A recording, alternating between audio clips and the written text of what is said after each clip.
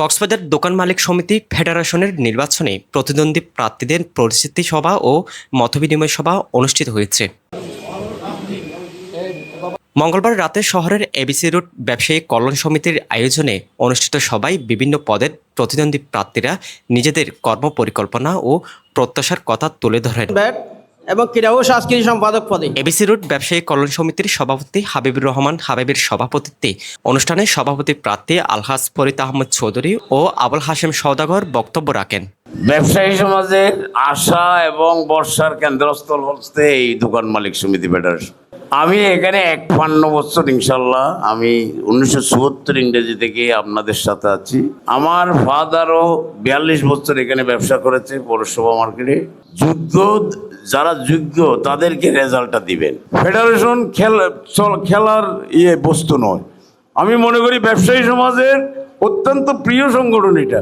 আমরা যারা প্রতিষ্ঠা লগ্নে থেকে আছি আমরাই বুঝতেছি ইনশাল্লাহ। এটা আপনারা যোগ্য, যারা যোগ্য মনে করেন তাদেরকে ওখানে পাঠান। সদস্য বলেন, যাকে বলেন তাদেরকে আপনার কেন সবাই বিজ্ঞ।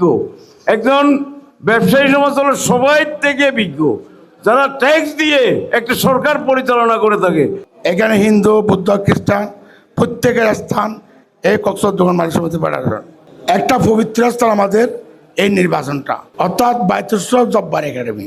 আমি আমার ব্যবসায়ী সমাজেরকে অনুরোধ করব, ওইখানে এই মার্কা সেই মার্কা অত লাভালাভি না করে যদি আপনার থেকে লাভালাভি করতে হয় মেইন রুটে লাভালাভিটা করলে ভালো হবে। যার কারণ হয় সুনাম আর না হয় বদনামের বাগি নিয়ে মাথায় নিয়ে ওই খালি টুকলাটা মাথায় নিয়ে চলে আসে। ব্যবসায়ীদের উদ্দেশ্যে নিজেদের স্বপ্ন, পরিকল্পনা ও প্রত্যাশার কথা তুলে ধরেন সাধারণ সম্পাদক প্রার্থী আমিনুল ইসলাম হাসান ও আমিনুল ইসলাম মুকুল।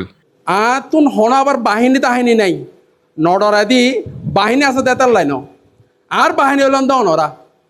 আজ জানি দি আজ যদি ব্যবসায়ী হল হতা হয়, সমস্ত ব্যবসায়ী হল আর পক্ষ থাকিব।